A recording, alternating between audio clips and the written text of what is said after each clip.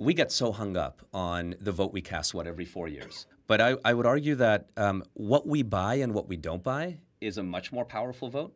In one of the books I wrote, we did a study on how long it would take to kill an industry if everyone stopped buying it. And we did it on chewing gum, and it was like 6 weeks. Wow. If the world stopped buying that object within 6 weeks, retailers would delist it, factories, it would be done. Isn't that nuts that one industry will legally possess everything?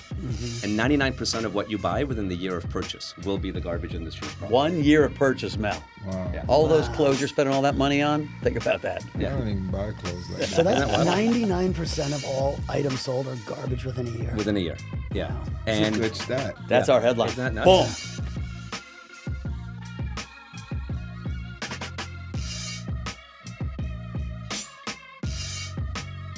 All right.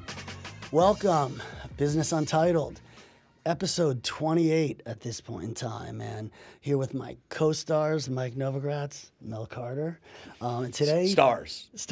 We Today- went from co-host to co-stars all in 28 episodes. Well, you called us cold. What did he call us?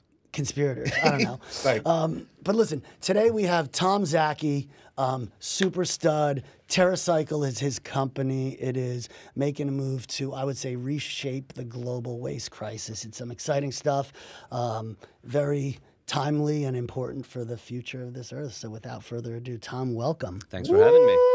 Great to Give be me here with you a guys. hand. Give me a hand. Give me a hand. Give him a hand. You know, when I was a kid, actually, I was fascinated with this. And I've always had this thesis. I'm like, we should have, like, in the cities, you put the thing in the drawer and it just goes, in the chute, it goes right down and it's on a waste belt. And, you know, how we do garbage has just always fascinated me. Yeah. And how we, deal with pollution and recycle. And you somehow had similar inspiration, but actually turn it into a gigantic business. Yeah, it's been 20 years in the making, but it's like waste is a huge fascination for me. It's what got sort of the bug at the beginning is it's filled with all these like crazy anomalies. So, like in economics, when you study supply and demand, right? It's all about how do these curves intersect, and and so on. What happens? Where do you draw the supply and demand of garbage? You have this phenomenal supply, but you have this weird theory of negative demand, and yet no textbook talks about it.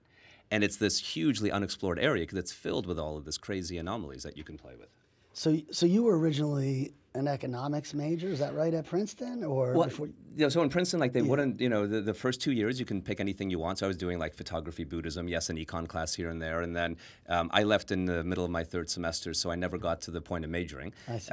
But it was these sort of weird things that got me into, what this whole topic is about. Because it's the, I think, most unexplored area of business, yet it's incredibly massive. Yeah. You want to take us back to the formation, just the idea of this? I mean, you want to go back even further than that? Or you No, want to let's yeah, we let's only get got into 45 minutes, so let's get into this thing. Yeah, let's get right really, into the shit. Where was the kernel? Yeah, like what Yeah. started here and what's so special about your company, and we'll go from there. Yeah, for sure. So, the beginning for me, I was always into entrepreneurship. Started my first company when I was 14. And What was that company? it was like, back when the internet was starting, so it wasn't super crazy, but we did websites for some companies. And back when no one had websites, we got to do, websites for some pretty major brands up in Canada, like Roots Clothing and a couple of these sort of things. But got the bug. I had an employee when I was that age. Wow. And, invoicing, all this fun stuff. And I remember, the first year at university, there was this really interesting moment in this intro to econ class where the professor gets up and says, what's the purpose of business? And the answer she was looking for was maximize profit to shareholders, which felt not super inspired, right? And so I got this sort of thought on, maybe profit could be more an indicator of health than it is the purpose of being. And that left room to how to sort of try to solve a big problem. And that's how the idea of waste sort of entered the landscape. And 20 years later, it's still been a massive fascination. And so if you were going to put, like, in a nutshell, right? I know you're remaking the global waste, supply chain. But tell us a little more about that. Like, how, for the common person that's listening, what's that look like? Like What's that cup right there. Yeah. You got any answer? Well, yeah, so let's take that. So the way we look at this is we first say, what happens at the end of life of that object? Because getting whoever made that cup to change the cup is a big lift, right? So that cup, for example, today won't be recycled because it has a coating of some polymer on the inside, either like a wax or a plastic to hold the liquid. So, and the real issue of recyclability, like what makes the bottle that you're drinking from recyclable and that not, is not not that one can be or can't, right? It's that you can recycle that plastic bottle at a profit, and it will cost more to recycle that than the results are worth. And if you zoom out to all objects, right? Remember, every single object in this room will be garbage one day, like the chair, the carpet. I mean, literally everything. TV. Yeah, and isn't that nuts that one industry will legally possess everything? And 99% of what you buy within the year of purchase will be the garbage industry's problem. 1 year of purchase, Mel. Wow. Yeah. All those clothes you're spending all that money on, think about that. I don't even buy clothes like that. So that's 99% of all items sold are garbage within a year. Within a year, yeah. Wow. It's And a good stat. That's our headline. Isn't that nuts? Boom. Get that. And Get a clear one on that. I mean, imagine this. That's a big statement that this industry, the waste industry, will own it all. And it's also measured as objectively the least innovative industry per dollar of revenue. Because it is like shitty, nasty, gross, all these things. Not even a metaphor of it. It's not sexy and fun and so on. So you don't get a lot of talent. Like we have this joke when we work with garbage companies directly. They're the only industry who still doesn't know how to call into a Zoom link. It's like, it's just really stuck in the past. One of my first jobs I had when I was 15, 16, 17, I was the head gardener at this guy's giant estate in Virginia. George Halpin, he built Tyson's Corner. He was a built tycoon. Yep. And one day, he had a bunch of guys, and they were literally creating a big patch of shit in the yard. And I was like, what the fuck's going on? And, swear jar. And he was looking at human waste and trying to figure out how they recycle it for minerals, gold, silver, other minerals in the thing. And he had started a small business as a side hustle. I don't know how the business ever went, but it actually made part of my summer less pleasant because it stunk all the time. Yeah. Well, but you hit something really important, right? Like we look at recycling and all this stuff. That's the first question on that cup is. Yep. The citizens will look at it as it's the right thing to do, right? That it's like a public service, like education and so on. But the reality is recycling is urban mining. It's in that example that you just said, it's if there's any minerals in there. The plastic is recyclable because it's valuable, and there it isn't. And the big problem in product design and package design is the biggest megatrend in everything is to remove cost. But if you remove cost, you're also removing any value in that object. And so that's why recycling rates are going down. That's why more and more waste is ending up being burned, landfilled, this sort of thing. And so for TerraCycle, what we do is we focus only on the things that are not economic to recycle, which is like 95% of stuff, right? Whether it's your eyeglasses or the coffee cup or you name it. And it's somehow convincing someone, could be like a manufacturer or a retailer, to fund what it really costs to collect and process that stuff minus the value. And that is sort of the art of the business per se. And how come they're incentivized to fund that? Well, there's two sides, right? One is that, like, let's just say that was a Starbucks cup, just for sake of conversation. Well, Starbucks has a problem that cup is garbage. Maybe if it was a retailer, they were facilitating the sale. Like in all cases, there's some level of responsibility, but that only goes so far. It's a PR problem, and has there ever been legal liability on some of this stuff? Could I sue Starbucks if Starbucks used horrible cups that were unrecyclable and polluted this? Could someone do a class action suit and said, screw you, Starbucks, you sell coffee every day at exorbitant prices, and you're polluting the planet? Well, this is the problem, no, right? And I think that's the biggest issue in sustainability overall, sustainability versus business, is most externalities, like making a horrible cup, you do not have liability over. You and I can invent any object today, and it would not matter what its end of life was at all, right? So you have to use these different tactics. They have public pressure and so on. That goes to the PR example. That is certainly a tactic. But if you can frame it more in how does it help their business, that helps grow it even more. So when we do, we did this program at Walmart where we put out car seat recycling, baby car seats. And in 2 days, we collected back about 10 or 15% of what they sold that year. I mean, wow. Thousands of truckloads. Wow! But the play for them was it's driving more foot traffic to the store, and if you can quantify that, then you can release the millions of dollars that it takes to do that work. And this is, I think, the huge challenge of sustainability is that. So what did you do with all those car seats? Well, so those are made from like plastics, fibers, right. Alloys. So in that example, we shred them, we separate, the metals into one pile, plastics into another, fibers into another, and then they can be reconstituted and made into new things. So is it accurate to say you're basically separating these waste streams and then looking for a responsible party, so to speak, that's going to help subsidize the recycling of that particular vertical stream? Exactly right. So take a random one like cigarette butts. We're about to celebrate our 1 billionth millionth, but collected and recycled. And there it could be the tobacco companies. They have a reason to care. It could be big cigarette consumption locations. Cruise ships and casinos are the two most high prolific smoking areas. And so they have an incentive to, to want to have a solution there. It could be cities, who don't want the litter, because if you put out cigarette recycling, litter goes down compared to just, normal cigarette deposit points. So it's these sort of stakeholders to figure out, hey, we need a money flow, because in the end, it's all about money flow.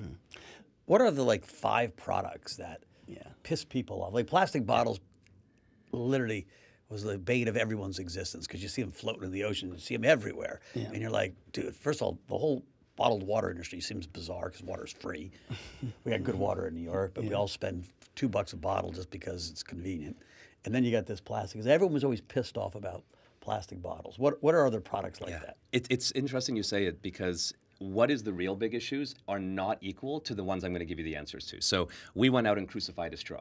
Right, and yes, rightly, it showed up, up a turtle's nose, created a big sensation, and now straws have been banned, in all these places. But let's remember, 30% of our dumpsters are construction waste, and how many people get bent out of shape over construction waste? So the top waste streams that really piss people off are straws, cigarette butts, coffee capsules, diapers. Maybe those would be like the top 4 that come to mind really quick. And they all have this emotional context to it, Yeah, I forced my wife to use cloth diapers. Yeah, that's what I mean, right? Like what's the real ones that we should be worried about? Like I said, about? 30% of dumpsters are all waste as construction debris, right? Yeah. So when you tear down a house and put up a Dave, new one. That's Dave right there. Right. I mean, it's massive, right? Yeah.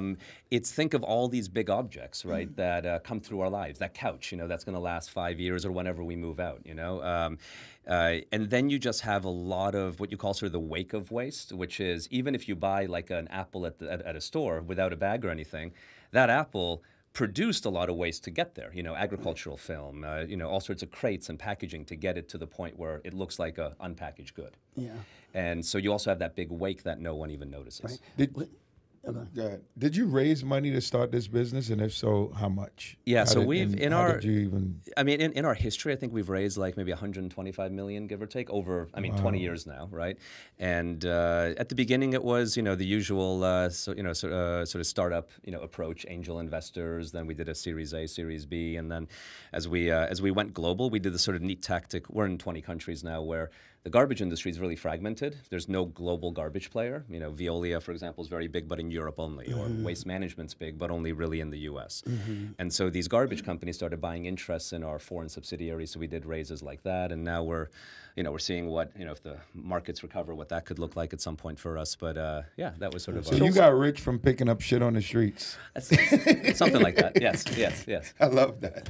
So Waste Management, right? Yeah. Talk about what they do and how you intersect with them. Yeah, so our business philosophy is simply to only do what traditional garbage companies do not do. So if you take a Waste Management, right, it's a very asset-heavy, low-margin business, and its job is simplified to get rid of the garbage as fast as you want, or as fast as possible, while respecting the laws of the land. So Waste Management basically is a big transportation company. They'll move the garbage from your office or your home to a sorting center. If it's recyclable and they can make some money on it, then they'll find buyers for those materials, or they'll send it to their landfills or incinerators. And so what we try to do is we have a division around recycling. So what we talked about on that cup. Our second division is how do we help you make the object from waste. So that can range from ocean plastic into Head and Shoulders bottles, or we're now doing a project to clean up the top of Mount Everest to turn into luxury Swiss watches. That's cool. Then our next division focuses on how to move to reusable systems. So imagine like your Tide laundry detergent or Haagen-Dazs ice cream is not in a single-use package, but something you pay a deposit for. Then when you're done, it's you just bring it back. It gets cleaned and refilled, and now it goes onto the shelf again.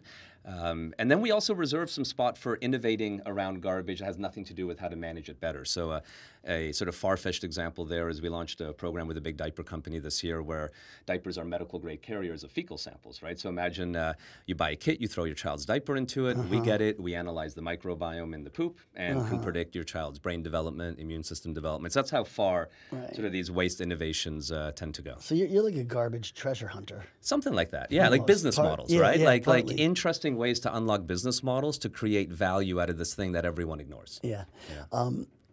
just to back up and just give context, because it's really interesting. Like garbage is such a misunderstood. Like, we don't even think about it, right? You put it in your wastebasket, you tie it up, you drop it down a chute, and then it's like gone. It's basically what the normal interaction with garbage is, right?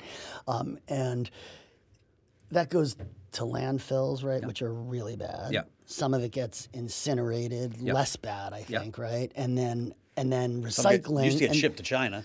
Well, shipped, but the end goal of that is, right, it's either getting into a landfill, it's being incinerated, or it's being recycled, right? That's probably I'll break it down for you, right? Yeah, okay. So an average Let's do person that. in the West will do about 4.5, 5 pounds of garbage a day for volume.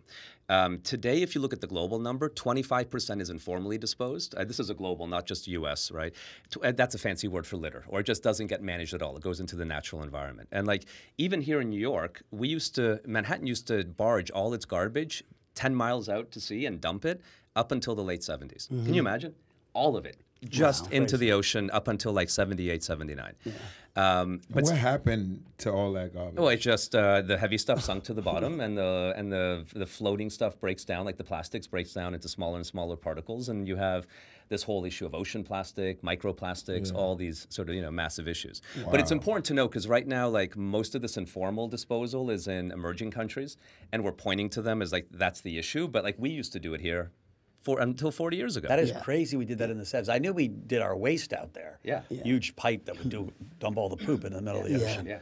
We don't do that anymore. But I didn't know we did garbage. Even the household waste. That is crazy. Probably also is, I mean, I'm speculating that more and more plastics and bad shit started getting into the stream, right? If you're talking about the 50s, it's probably more organic in general. Yeah, I mean, but 50s was the moment. Like, I would argue that garbage was invented in the 50s, right? Because if you think about before the 50s, what was our clothing made from? Like wools, silk, cotton, stuff like this. Today, there's probably 80% of the clothing we're wearing now. I mean, certainly like workout outfit is plastic, like polymers, nylon, so on. The chairs we're sitting on, in the 40s were wood. Now they're all advanced materials. The car, everything you point to is now advanced materials, and then you compound that by consumption increased by tenfold at the very same time. Yeah, free fashion, whatever. The cheap fashion, cheap everything. Yeah. Well, like, Throwaway on that fashion. point, here's a crazy stat. 100 years ago, we would have bought 2 apparel items per annum and worn them for 20 years on average. We'd mend them, so on and so. And they were a big percent of our How many income, years ago? right?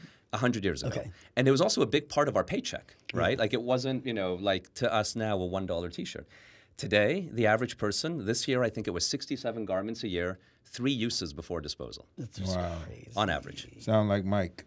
Mike wore buys these nice pants for like stuff, 8 yeah. years. Yeah. He does wear stuff. what you got These things used to be red, now they look pink. I think that's one of the benefits of buying like nice quality, right? Yeah. For real, is that you just wear it a lot longer because you've invested in it more. I think that's like, I was been thinking a lot about sort of sustainability in business overall. And yes, like my domain is waste, right? And but if you think about any environmental issue, climate change, palm oil production, species loss, it all comes from us voting for this stuff by purchasing. And we're making that so easy, and this is the central sort of thesis of all environmental issues. I don't think business can magically correct itself to be, benevolent from an environmental point of view.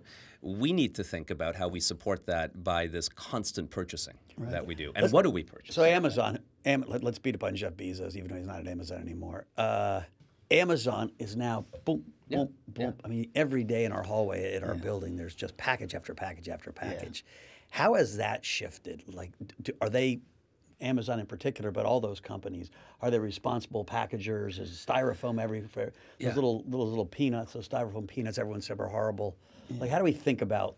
I think the two sort of big thrusts, and it's what you're pointing to, that make consumption bad, is the idea of cheap and convenient, right? The more we sort of lever those two things, the more we're creating harmful production. And harmful production is from a waste point of view, so the cheaper things become, the less refurbishable they become, right? The cheaper packaging becomes, the less recyclable it becomes. So here's a good example in beverage containers, right? In the US, up until the 50s, we were in reusable glass, right? Your Coke, Pepsi bottle, fully reusable, 95% reuse rates. Right. But you had to do your thing. You got to, put them in the crate, put them out, that whole thing. Then came the first disposable package, aluminum cans. And those are recycled at the best rates in the US because the aluminum is valuable. Then came soda bottles. They're recycled at half the rate of aluminum cans. Then cartons, cheaper again, half the rate of soda bottles, and then even cheaper than that is like a pouch of some kind. And those are recycled at 0% because they cost more to collect and process than the results are worth. And these two tension points, right, really push consumption into these really challenging areas. I mean, and you see it everywhere, right? It's not just, 2-hour delivery from Amazon. It's like, companies like Shine who can make fashion incredibly cheap and fast, and this is pervasive everywhere. So cheap and convenient is the nexus at which you can assume that you're doing more damage to the environment by producing more waste. Yeah. And it's, look, it's the biggest thing that motivates consumers. Like we have this reuse division where we're convincing big consumer product companies to move back to reusable packaging. Like, not to say that you have to fill it yourself. It's just like the Coke bottle for mold, right? And we've got now, almost everyone, like your Nestle's, P&G's doing this. And the biggest thing we learned in consumer behavior is that consumers want to make everything feel disposable. So when we did our reuse platform, it's gotten pretty good in Japan and France. And there, you can go into a store, buy whatever, your Coke, Nutella, in these reusable packages. But we give you this option of a reuse garbage bag, where instead of when you come in, you put every bottle back one at a time and get your money back, you just throw it all in a bag and you chuck the bag, almost like a garbage experience. And people, move there significantly more. And everything has to do with, fulfilling this idea of convenience on everything. Right? Interesting. Which countries are the best countries that you deal with in terms of like a sense of responsibility? That's a good question. Human beings, so we're in 20 countries now, and they're all the rich ones, right? So like U.S., Canada, Brazil, Western Europe, Australia, Japan, these sort of places. And it's so neat that you couldn't tell the human data apart. Right, so if I showed you French data compared to Canadian data compared to Brazilian, you name it, you wouldn't be able to draw them apart. The real difference is how the corporates act in those countries, and that's really a derivative of how many laws are coming to force responsibility or are being removed. Like in the US, laws are going in the wrong direction, right? It's deregulation, which means that corporates don't really need to do much more. Right. In Western Europe, France, UK are great examples where everything is getting regulated, and that's why the reuse movement is taking off. And all these things. Interesting. Yeah. We used to ask this question, sometimes we ask it, but in the context of waste recyclables, if you were president for a day and can make a law, like what would be the most important law or regulation you'd make along this? I would make it one simple thing. If you make an object and you put it out into the world, you, the manufacturer, needs to be responsible for what happens at the end. That's it. Right?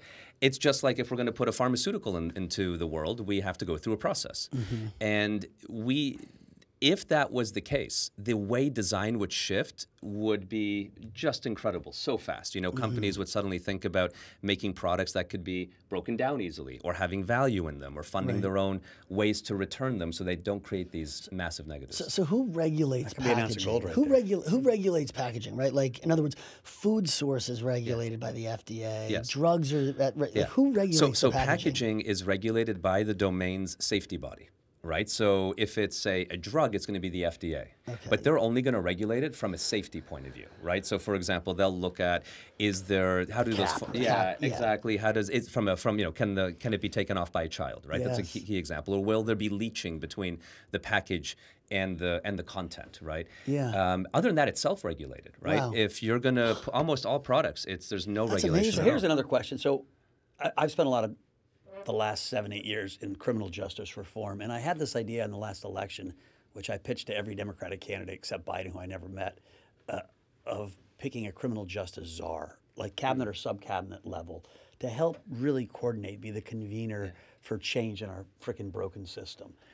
It seems like there's a great role. You'd be a great candidate for the trash czar. The packaging czar. Yeah, that would be Packaging nice. The biggest tension this person would have to deal with right away is, in the end, to do these things that I'm describing, you have to create money flow, which means the price of products will go up because that coffee cup will have to have a embedded, cost in there for what happens at the end, just like anything. And that's going to be the immediate tension for this role is how much embedded cost can they politically So now let me ask the next question, which is interesting. So we talk about externalities, like what is the cost? So when you used to look at the Hudson, there was all kinds of bottles and shit in it. And for the most part, we've done a good job of cleaning up the rivers. You can almost swim in them. We pick up trash pretty well. Yeah. Like, are we at a crises level? Is it just a pain in the rear level? Like, we know we have this monster amount of trash. The U.S. has more trash than anyone in the whole world. But are we doing a good enough job that people are like, no reason for a czar? Or are we reaching a level where we're saying, what are we doing to our planet? Yeah, see, I would argue we may be looking at the wrong part of it, right? Because to your point, there's not really a mega litter issue, in the U.S. And we do a pretty good job of managing the waste, right? So it's not littering our environments. The problem, though, is if we, just to keep picking on the cup because it's the object of the moment, if that cup is sent to a landfill or incinerated, then that cup has to be recreated again, which means another tree has to go down. Right. And that's the real way to think about garbage, not about the end point, but about the value disappearing and that object having to be recreated from scratch. And the biggest drain on our planet is farming, mining, these things that then replace those materials. And that is the huge issue. So it's extending the life cycle of the packaging. Of the material it's made from. The material, Right. because everything's going to be garbage, right? So if you can extend the life cycle of the chair, the sneaker, or this. You name it. That's really where the That's juice why is. it's so That's the politically value. hard, because it's a derivative almost. It's not the immediate. But you That's know, right. That's right. Exactly. I was going to say, and with regulatory strategy, I mean, there are times when emissions or something like that, where there's a sliding scale over which you could say, you need to make something recaptured or something last longer, right? You could tell fast fashion your average time of ownership has to be 8 months, not 6 months, right, or whatever. Well, it's like recently there's been a good positive wave of right to repair, which is amazing. Like how most companies would not let you repair their products, right? And this is incredible, especially in a lot of more complicated products like big tractors and so on, which went from something that you can repair as a farmer on your own to today you have to log in with a computer. They don't give you the software, right? And so you cannot do repairing on most things, right? These are good crazy. examples where there's I never even tensions. thought about that, but I guess your Tesla, you're gonna be like, You can't repair your Tesla. no. Right? You can't. No. You couldn't even open it up, even if you were an expert in electric, cars and all of this. Right. There's a lock, that you can't get through, and I get the reason, right? It keeps the business, in that organization, but it's these sort of challenges, right, that produce all these problems. Yeah, we finally got the universal freaking charger. Right. I don't know how long that took and how many political cycles, but it drove me freaking crazy every time I got a new iPhone, and I got a lot of new iPhones because I lost all my iPhones.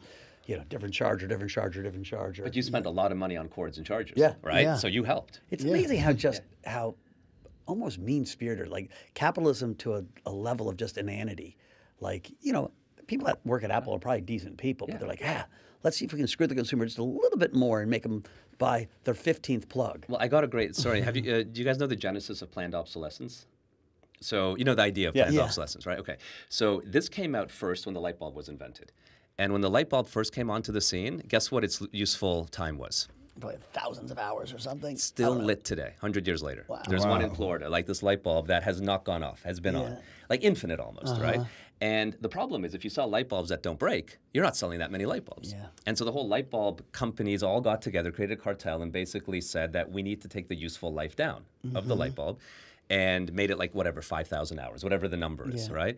And it stayed there now until LEDs have come out, and that sort of disrupted it and allowed it to shift. But this is in everything. I was buying a washer and a dryer just recently for my home, and the salesman even came up and said, it's amazing. You should really get insurance because that's not like the way they were made 20, 30 years ago where they're going to last. This thing, brand new, is going to break in 5 years. And when it breaks, it's modular, so every fix is going to be almost the price of the unit. Yeah. Right? And but you see how profitable that is at the very same time, right? Yeah, I mean, there would be a place to regulate. I'm just saying, require appliance companies that, on average, their appliance lasts X long, right? That would start to. Or this do is what I mean. If they had to be fully responsible, right, Yeah. to then take the object back, right? You create it, it has to come back to you, especially if you have so much power in its creation, right? Yeah. Where you're not letting people play with it. Think about how many and mess washing with it. machines or mattresses or car tires. Yeah. I mean, those piles of car tires are bizarre to watch. Yeah. They're like mountains of them, and then someone lights them on fire. And they,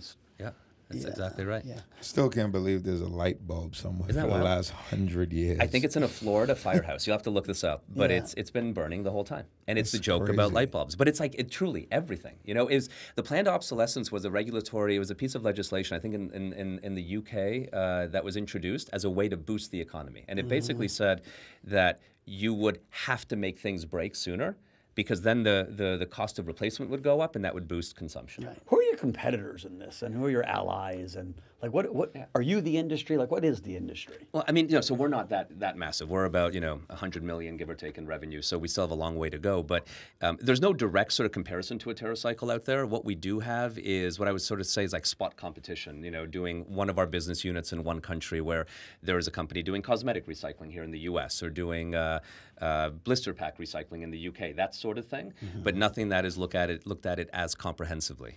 For us, our bottleneck per se, right? Like what holds us back a little bit, and we have to work on all the time, is how do we get people to voluntarily fund this?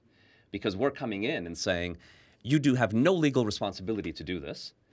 You're not going to get physically back anything, right? But do it because it's the right thing to do.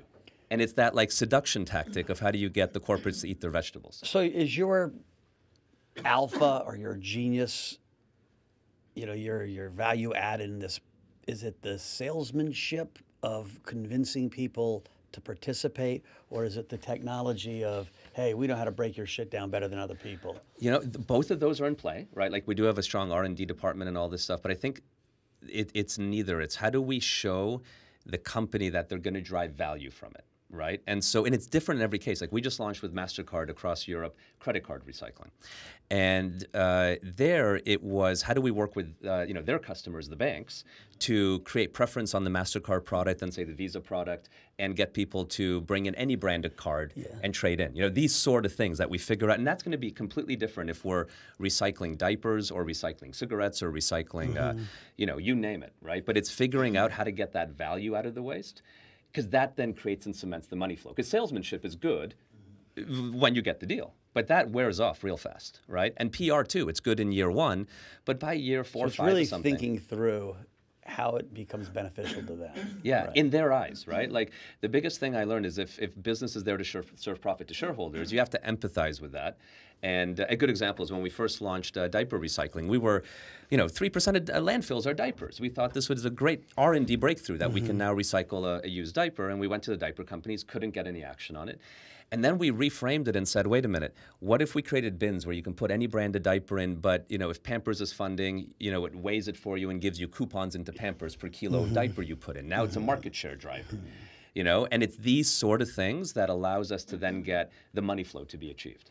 Do you spend much time on the regulatory side trying to influence regulatory policy? Because it feels like another hack for that would be to take the most environmentally destructive piece, whether it's chargers or, because effectively LEDs replaced light bulbs because of the mercury level in the incandescent bulbs. And the shitty useful life, right? The shitty useful life, but also there's a big mercury problem. That's right, in that, there right? is. That's and right, so that's right. that was a hot button. It was a third rail. We can't have mercury in the system, so they went to LED. Yeah. Where else could you push on that where it starts to scare people into We're this? doing a lot. Like I'll be in Ottawa next week for the UN INC meetings. So we're doing quite a lot of that. For us, the big push is trying to get fiscal responsibility to occur. So the U.S. has started now passing laws called EPR, or Extended Products Responsibility Laws, where you make a package, you have to pay a tax, and that creates a fund for that state to run better recycling. We're also really trying to push on reuse regulation to say, let's move away, because the big issue in all of this sort of convenient, speedy consumption is disposability. So if we can move to reusability, that I think is a huge breakthrough. So that's a lot of where we're pushing as well. I say there's movement in the right direction. The U.S. is tough because it's just nothing's happening federally. California, it's pretty neat because they're using their scale as a sort of a bully pulpit, where if you can pass regulation in California, it will become the national norm. And I'd say it's very exciting in Western Europe right now. There's a lot of really good movement So there. the takeaway, if you could snap your fingers, would be for people to make stuff that lasts longer, of better quality, so we're going to have less trash. Yeah, especially if you don't want to hurt total economy, right? I would say make things that are really awesome, timeless design, more expensive, right? So you get the same net consumption, but it's like, I'm like you, like I've been wearing these pants for 15 years, right? And instead of let's buy one every 2 weeks, right? But that can affect everything as well. I think that's really the first step in being sort of choiceful in how we contribute to this. So what advice or how would you say you could, for a young entrepreneur who is passionate or likes the space as much as you do, how would they even go about getting into this for like this small guy? Yeah, it's a good question. I think, well, first, I would really encourage having a look in the waste area, because I got to tell you, like, you know how we've a couple of times mentioned this idea of waste as something we just want to get rid of? Like, think of a toilet, right? Its function is to just get rid of our waste as fast as possible. And that permutates this industry really, really deeply. So there's a lot of entrepreneurial opportunity to sort of unlock an area of innovation where no one is looking, right? And I think, look, as in any entrepreneurial thing, it's get started, grind like crazy, and then, you know, be willing to learn and adjust. And I mean, that's how we started, as a basement startup, and it's gone pretty well, you know. So maybe like even take like a very narrow vertical Yeah. where you think you could like go to a company, go to a regulate, right? Something that's a problem in one state or something like that, and really go after restaurant that. way. I mean, there's waste. so much. When you think about waste, it's just as overwhelming. It's incredible. It is nuts. So, and remember, everything becomes waste, Yeah. right? And you pick any object, there's two types of waste to think about. The waste that was created to get it there, like your pair of jeans have, you know, water waste that came off of them, all the scrap on the cut, you know, like the offcuts and so on. And then you have when it's done at its end of life. Yeah. And every single industry has that, and it's not really being thought about, right? Like, it's wild how, you know, we talk to big organizations like the companies that control, say, the eyeglass industry, and they haven't figured out how to recycle eyeglasses yet, right? And it's like that in everything, because it's just not thought about. Have you ever ran into any problems with the mob? You know, it's funny you say that. I can't operate in Italy for exactly that reason. It is the most crazy thing. Wait, what? Yeah. So Italy is sort of like two countries in this sense. There's the South and the North. Yeah. The North is totally coherent, everything great. But we use a lot of third-party supply chains, right? Yeah. Like, it's not my trucks or my, you know, this is all sort of third parties that we use. We cannot get any third parties to work with us in Italy, in the South, for exactly that reason. And so we're in all of Western Europe, but can't do Italy for you know. So Come on, Italy. Yeah. We're coming at, we're coming at you. It's not a rumor. The mob does play a part in the garbage industry. At least in Definitely not a At least rumor. there. No, it's definitely not a rumor. Definitely not a rumor. Here in New York. It's gotten cleaned up, but I think so. Here it feels pretty corporate, you know? Yeah. Like, I feel it's pretty solid, unless you need like help with collections or something, you know? Yeah, well, we had I mean, it was famously like under, right, Ruckle House, was that the guy Ruckelshaus from was BFI, right? Yeah. That really went at the garbage industry. Yeah, his Remember son's that classmate of mine. 30 years ago or something like that, and really like wiped out the mob pretty much. Yeah, From the it's New good York for it garbage. to be like to play in a corporate, you know, in that sense. And look at what happens. All this innovation we can't bring to a country because it really, it's used as a political wedge. Like, I remember in Naples there was this thing where like you know, they were using the fact that they control waste to influence the politics there, so they would just like leave all the garbage in the city. You know, it's this sort of wedge, and it's antiquated. There's no need for that. But it's no, and I don't know if this is ethical or unethical, but there's no like maybe sitting down with them and kind of explaining, hey, I'm not here to. Mel. The mob? What? You bought a building from the fucking Gambino family. No, but that's not. And made him understand, hey, this is just business, right? So it's their way. Maybe you and I have to talk, and we'll do a trip to the south. You know, Sit down and make them understand, hey, yeah. I'm just here to kind of make I things think better. it's possible. It's possible. It's just We may picking your never see battles. you You know what I again. mean? Yeah. Look, garbage is such a monster big issue Yeah, that that's we the have lots crazy- to chew on. There's And, so much. I mean, I was going to call low-hanging fruit. It's like the whole freaking world. It is. I mean, we were talking about this. New York per day, right? 50 million pounds a day. Yeah. You think about it, 10 million people, 5 pounds a person. Yeah. That's just a lot of garbage. It's huge, and it's getting bigger. Yeah. It just goes up and up, right? Isn't that wild? Yeah. Yeah. What was the biggest pivot you ever had to make in this business, right? Like, I'm sure some assumption you had at the beginning. Well, it's so our company started not in the way I've described it to you. So, you know, the genesis moment was I was thinking about like purposeful business, you know, and sort of keeping my eye out. And my friends were this was back before pot became, you know, the sort of as relaxed as it is here. We were growing some pot in our friend's basement in Montreal, and we couldn't get these plants to work at all. And one day, my friend takes organic waste, feeds it to worms, takes the worm poop, feeds it to the plants. Eureka, the whole thing works. It was amazing. Wow. And so TerraCycle actually started as a worm poop company. You know, TerraCycle, like Earth Cycle, the logo actually drew as a worm originally. And we were taking organic waste, feeding it to worms, liquefying the worm poop, and then we even bottled it in old Coke and Pepsi bottles. And that's how we started. We were selling that to Walmart, you know, Home Depot, these sort of places. And we began as a consumer good company.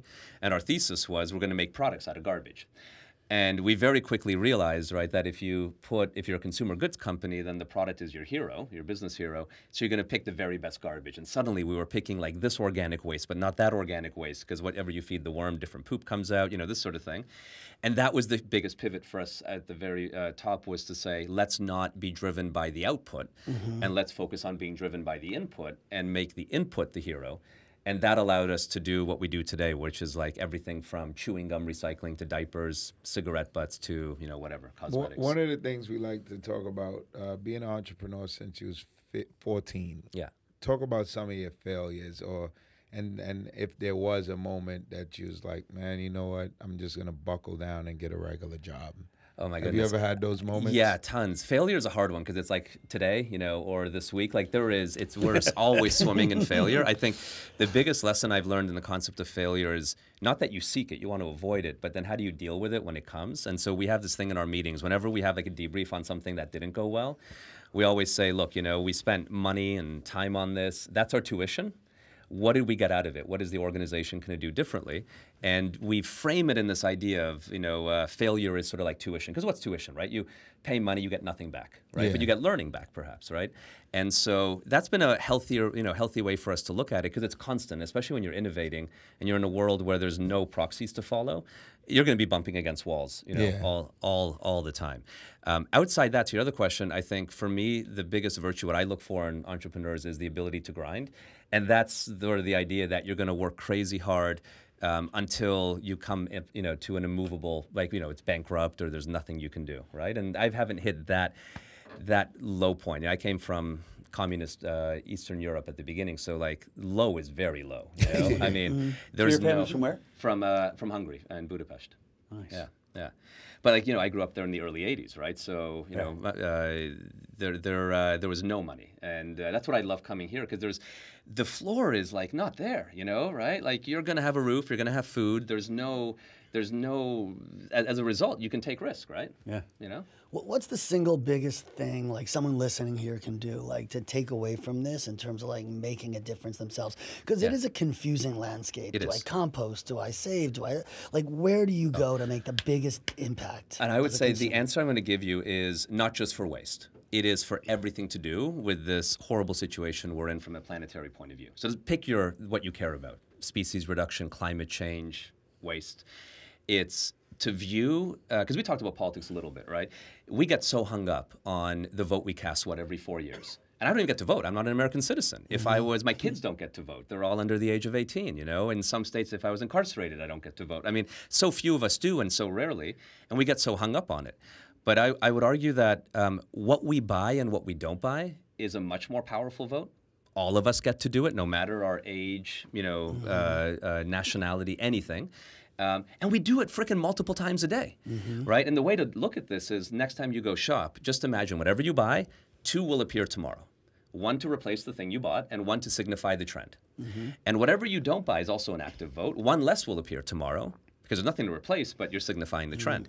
And would you shop differently if that's how you viewed your active shopping? Like this fierce fiscal vote. And in one of the books I wrote, we did a study on how long it would take to kill an industry if everyone stopped buying it. And we did it on chewing gum, and it was like 6 weeks. Wow. If the world stopped buying that object within 6 weeks, retailers would delist it, factories, it would be done. So wild. Right? And yet, how much voting do we do unconsciously? Right. Yeah, because these trends get started, even when they kind of lose their appeal, they don't go away. It's really interesting. Yeah. It just becomes part of the furniture. Yeah. Sounds like chewing gum. We should just put out of business. Just make that the thing. It doesn't That really should serve be a business purpose. untitled. It's just sugar. Business 2024. Because that would be, little, but Actually, I know Bill Wrigley. He's going to come. He's going to come Well, at me. but I think have that mentality, right? It's not about, look, I think one of the issues in garbage is we like to crucify 1 or 2 things, right? Like, It's so fun to everyone went on the... Everyone loves crucifying. Oh my God, yeah, the Romans got it right? Like there's a role, and everyone, there's some entertainment in it, but like we did it to the straw, the plastic bag. Yeah. They're not changing anything, right? And what we don't want to talk about is this massive sort of addiction to cheap and convenient. Right? And that's not something that business can talk about because it's foundationally. You know who talked about it? Ooh. Was Greg. Yes. Oh, yeah. Yep. It is, yeah. Yeah. So Greg Renfro, who we had on here, has a company called Beauty Counter. Oh yeah, I know them. Yeah, okay. Yeah, And really that is going into sustainability, package, what ingredients are going in that are healthy for you, and it's really a very similar movement to you. Yeah, and here's a great example where Beauty Counter is investing in running its own recycling programs, right? They're saying whatever we make that we can't design into recyclability, we'll fund and sort of internalize that externality. Shout out to Greg. Yeah. Shout out to Greg. Support Beauty Counter. People liked her episode. Yeah. And so I think, but that, what can one do is realize your economic vote is the most powerful vote you cast. Right, and don't always put convenience and cheap price at the top of the pyramid because effectively, de facto, almost, you're doing something worse for the environment. That's right. polluter. That's right. Yeah, That's give or right. take. To your point, buy things that are gonna cherish for a very long time.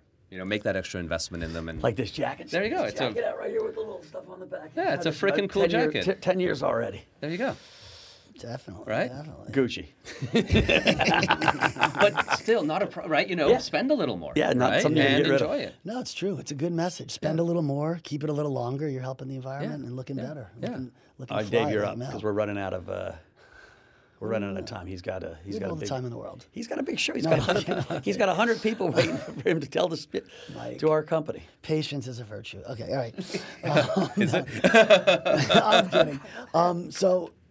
At the end of our sessions, when we have all of our guests, we like to ask for their ounce of gold, which effectively is like what the ounce of gold you want to leave our listeners, our viewers with. And you've said a lot of really amazing things here today, but if you have to just sum it up, what do you want to leave everybody with? I mean, I think it's what we were just talking about. I think we can really affect the world by voting consciously, and if they leave with anything, that would be the key message. And if in doubt, don't buy. Right. Right? If in doubt, don't If buy. in And doubt, I'm don't going to flip buy. this to Mike because we always give our ounce of gold to we our give you an guests. ounce of gold. Talk Oh about my that. God. Mike's the gold guy. Today it's worth about $2,300. Oh, that's so I kind. think it's going to be worth a lot more. Yeah. It comes from our one sponsor, JM Bullion. I've read today they don't just sell gold; they sell silver, platinum, palladium. I'm actually long palladium.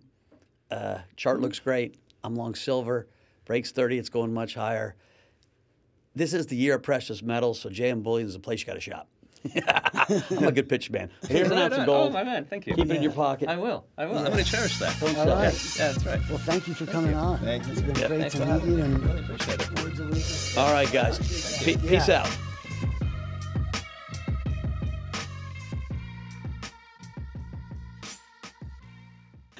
Give Guys, Mel- we're back. Started off with giving Mel shit for dressing like a. The like he just Wolfpack went is jogging.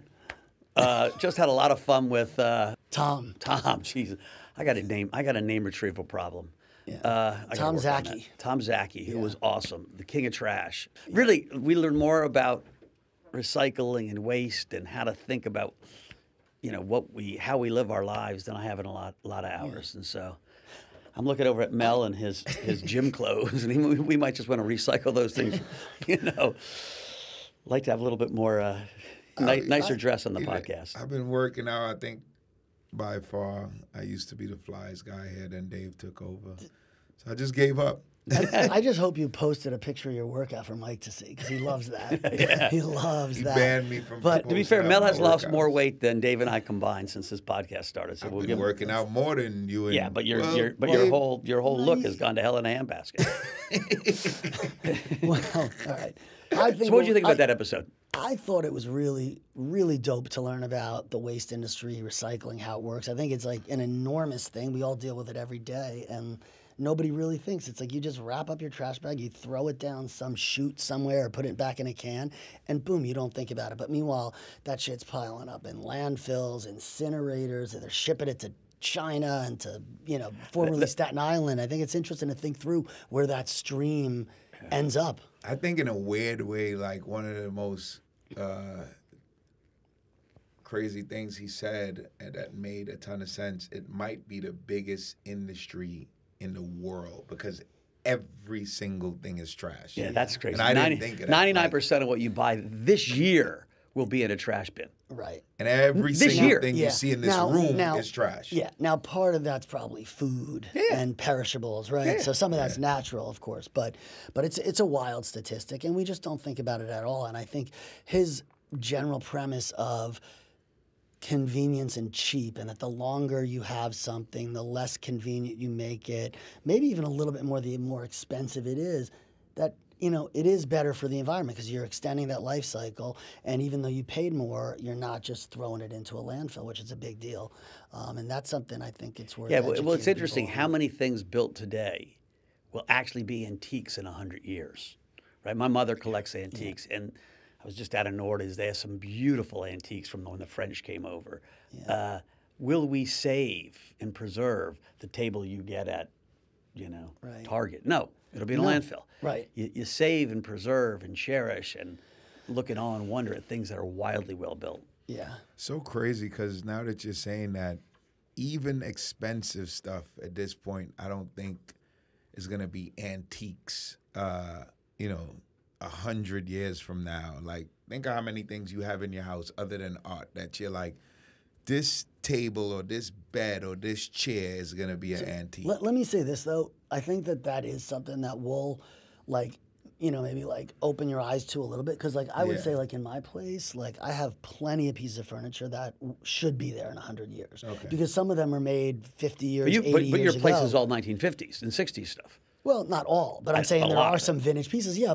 But like the stuff that was you're- made now. Yeah, but I'm still, saying if okay, you bought something that today. Something that Noe makes, a piece of furniture that Yeah, Noe yeah, Duchefort yeah. makes, right? It's expensive, right? Shout out to Noe, amazing furniture Yes. designer. But his stuff is made with quality, right? And so that those pieces of Will be furniture are going to be antiques. here for they're going to be for decades, and they're Yeah, going I to be agree. antiques. And it doesn't mean every single thing is going to be that. And fabrics, of course, are a little trickier. Well, and but again, we have 8 billion people on the planet, and only about this many can afford something that Noe builds. What was interesting is back in the old days, people had less, but they had better.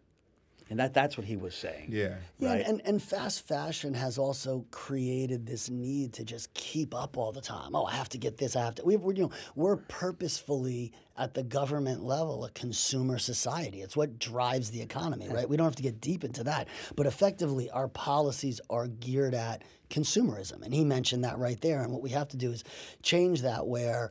That's a part of it, but then there's a balance. Dave Barry going green on Business Untitled. Right here, you saw it live. I think it's also worthwhile pushing regulatory reform where they do start to create sliding scales and say, okay, some portion of your packaging has to be returned, or some portion of what the useful life of this chair or this phone or whatever has to be extended. They can measure that just like they measure emissions. But correct me, But maybe. this becomes economic and racial, right? You know, if you what's the number one store in most bad black communities, poor communities, is the dollar store. Just went bankrupt. Right? Yeah. Oh, they did? Yeah, one of I those didn't one of know those that. big chains. The just dollar went store. bankrupt. But Yeah. wait, I think one of the things that he said, right, in order to, make this cup a better version so you can recycle it easy or whatever the case may be, it has to cost a little more, right? Yeah. So he said, as a czar for trash or whatever, that's the problem you're going to run into. So that then, if they had to make this cup more money, they had to make the coffee more money. So does that drive inflation? Yeah. Right? He said something a little different, though, which I thought was interesting, which was, so yes, as an economic principle, you're correct on that. But this cup actually bills itself as compostable and recyclable. But what he said was different. He said there's no market for this cup, so nobody gives a shit about recycling it. A plastic bottle actually has more value, as does an aluminum can. So ironically, I would not have known that, right? Because plastics are so bad for the environment. This is not a cheap cup. This is something that's purposefully compostable, but yet there's nobody that's going to actually compost these things because there's no money in composting this. Whereas plastic bottles, somebody will buy them from you and basically use the make market. something else. That's pretty interesting, actually. We were talking to Mel about this, but like where there's opportunities, because whenever you've got a big industry like this that's got, very few real big players, big corporate players, there's probably a million Yeah. places. Not to enough waste. people looking at the trash and recycling industry. Right. My ounce of goal is start picking up trash on the street and staring at it for 10 to 20 seconds and figuring it out how you can make some money off it. You know what else I'm going to even The say? trash whisperer. What I'm going to say is he talked about construction waste. We hit on that for a second. That's one of the main things that Did drives. that touch your soul, Dave? No, what it does. No, you know Dave's what? got very clean. No, he definitely does. business sites. No, it's it's really the main thing that drives modular and prefab housing. So when you look at those movements, the main driver behind that is less waste. Because if you're making these things in a factory, you're not out in the field cutting sheetrock, cutting pipes, throwing it all in dumpsters. You're basically in a much more controlled environment where you can control your inputs much better, and therefore the waste is dramatically less when they're doing these like prefabbed buildings. So a guy like our friend, and you guys are part of that company, Habitats, who creates their hotels in Mexico in one place and then takes them to wherever in the world it needs to go. Does that count as one of those things? Yeah. Yeah, it does. It does. Okay. You know, I mean that's on a smaller scale because they're just building for themselves. Yeah. But yeah, it does. They're giant companies that do this now. Oh, really? Or that are trying to do it. Yeah, they are doing it, and it's you know, it's challenging, right? Every jurisdiction has different laws, different structures, different site. There's challenges to it, but one of the main drivers behind it is trying to reduce waste in the construction industry because it's a big deal. Guys, we'll be back next week with another episode of Business Untitled. Peace out. Peace out. And Martha Stewart still won't be here.